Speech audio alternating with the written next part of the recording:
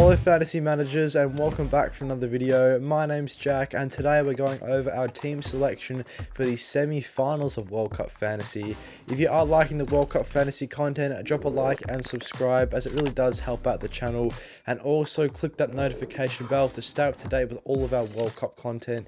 We are going to be posting stuff from now all the way until the final of the World Cup, and also don't forget to join our league, as we're going to try and get as many people as we can to join our World Cup league by the final of the World Cup as well. So with that being said, let's jump into the video. So first of all, let's go over our goalkeeper. We have picked Lloris as our goalkeeper for the semi-finals of the tournament. We did get 5 free transfers coming into this week, and Lloris was one of the free transfers that we have used in this team. We did discuss Lloris in the players to buy video. I was definitely tossing up between him and the Argentina keeper Emi Martinez, but I've just gone with Lloris, as looking at the defense here, we already have 2 outfield Argentina players, and I just think a triple up on defense is definitely a bit risky, so I don't want to push any more than a double up on any one defense. So that is why we have gone with Lloris in goals. He hasn't actually recorded a clean sheet so far this tournament, but Morocco is a good opportunity for France or for Lloris to get his first clean sheet here, as I do think this is probably the best fixture out of the 4 sides to have in the semi-finals of the World Cup. Moving on to the defenders now, we have gone with the double up of Otamendi and Molina, as we touched on.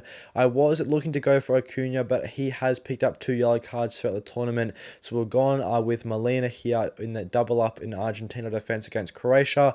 Otamendi had already been in the side from a previous match day, so I am happy to hold him in the team. At just 5 million, he is a consistent starter for Argentina. He's picked himself up an attacking return, and he is a nice budget option compared to some of their other defensive assets. Molina, on the other hand, is 5.5, so a little bit more expensive. He's also contributed from an attacking perspective for Argentina, and of course has recorded 2 clean sheets as well.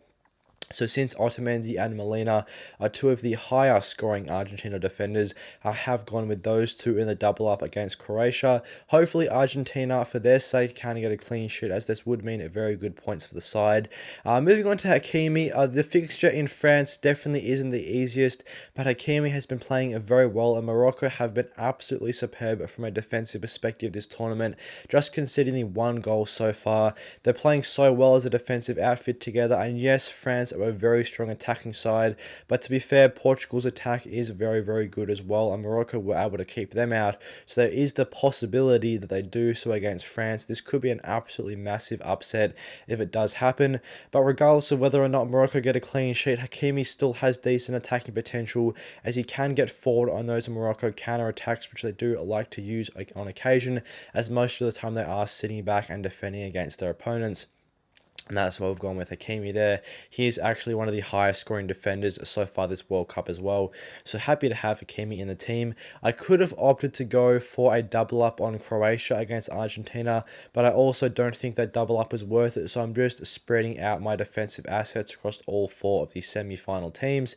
And then Hernandez does sit there for France. Another very good fixture against Morocco. So we've gone with the double up of Lloris and Hernandez for that France defense against Morocco. I am hopeful that this France defense can get themselves a clean sheet. If not, Hernandez has been getting very far up the pitch throughout the World Cup. We did have him in the squad from a previous match day, so definitely happy to hold him in the team here against Morocco. He has already provided a couple of attacking returns for France throughout the tournament, so he's shown that he can get on the score sheet in terms of goals and assists, and if France can record a clean sheet here, I'm sure he's going to be in for a very good points haul. So I do think Hernandez is arguably the best defensive asset that's remaining in World Cup Fantasy right now, and that is why his ownership is sitting at over 30% amongst all players in the game.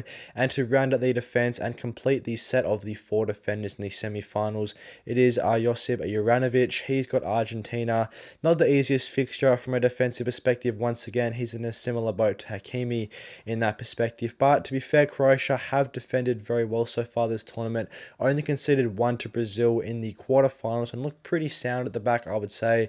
So if this Croatia side can put in one more big effort here against Argentina, there is the potential that Juranovic can walk away with a clean sheet. He is playing in a fullback role and does get up the pitch occasionally. He has already provided an attacking return for Croatia at this tournament as well, which is nice to see, showing that he can chip in with those goals and assists. So very happy to have Juranovic in the team. So we've got in defence a double up on Argentina, double up on France, and then just one player from both Morocco and Croatia.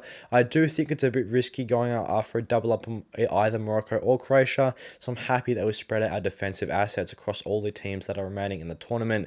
Let's have a look at the midfielder options now. There isn't too many standout midfielder picks right now. We aren't really spoilt for choice for good midfielders that are remaining in the tournament in terms of World Cup fantasy, and that is why we have gone with Ziyech and Perisic here, who are the two highest scoring midfielders that are still left in the World Cup.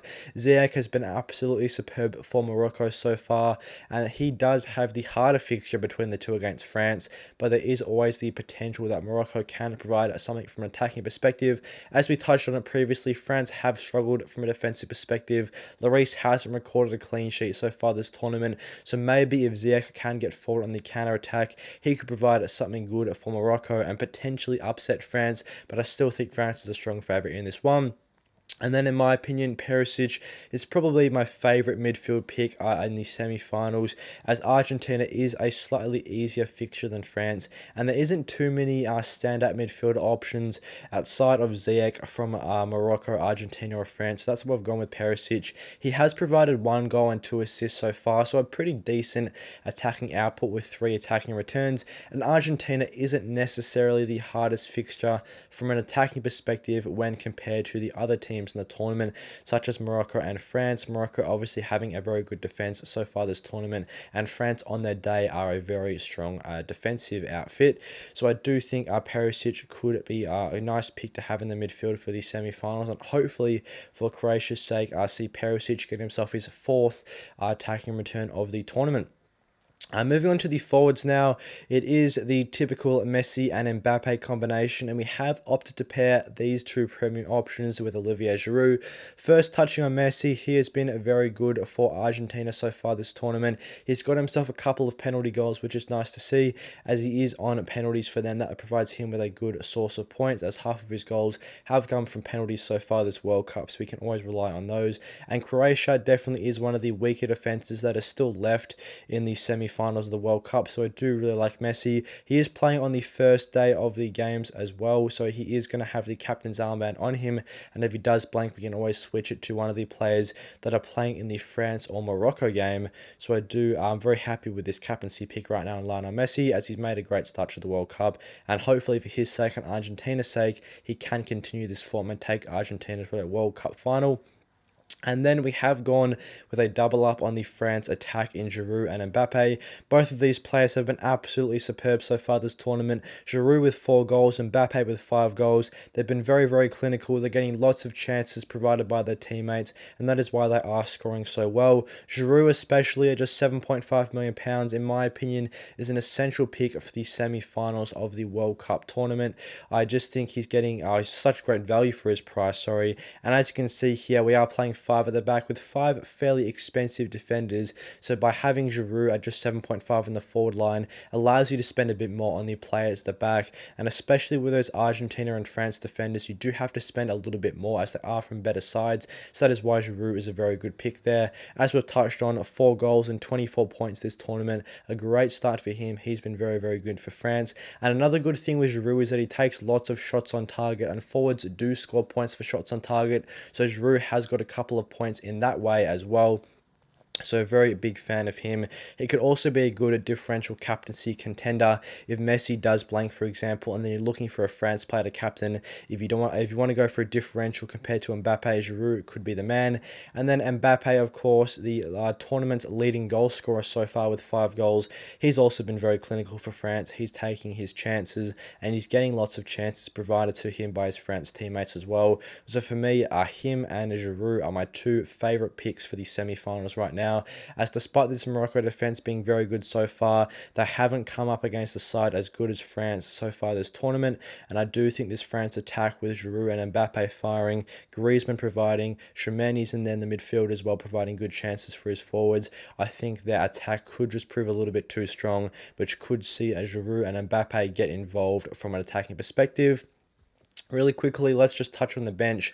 It's all 4 players that we had in our previous quarterfinals team that have been knocked out of the tournament, and we haven't had to transfer them out, as I'm not going to spend a hit on transferring out players for the bench. I just don't think it's worth it. I'm going to sit here with the team activating our 5 free transfers already. Just rock with this starting 11. I don't think it's worth taking -3s on bench players just to bring them on for them potentially to blank as well. I just think it's a bit too much of a risk, so I wouldn't be keen on taking too many hits throughout these semi-finals and finals, and especially since a lot of players are versing each other. So if one of your players gets an attacking return, then it can see a lot of your defenders blank, for example. So that's why we haven't made any changes here. So it's Costa, Klaassen, Saka and Fernandes, all 4 players that have been knocked out of the tournament sitting on the bench there. And just quickly some information about the team. It is worth 99 million. We have got £1 million in the bank as well, totaling up to 100 million. And our overall rank has seen a nice climb after a score of 38 points in the quarterfinals, which wasn't the best, definitely wasn't the worst as well, but we have seen a rank of 105k, which is an increase from around 130k previously coming into the quarterfinals last match day. Thanks for watching today's semi-final team selection for World Cup Fantasy. I hope you guys enjoyed the video, and if you are liking the World Cup Fantasy content, drop a like and subscribe, as it really does help out the channel.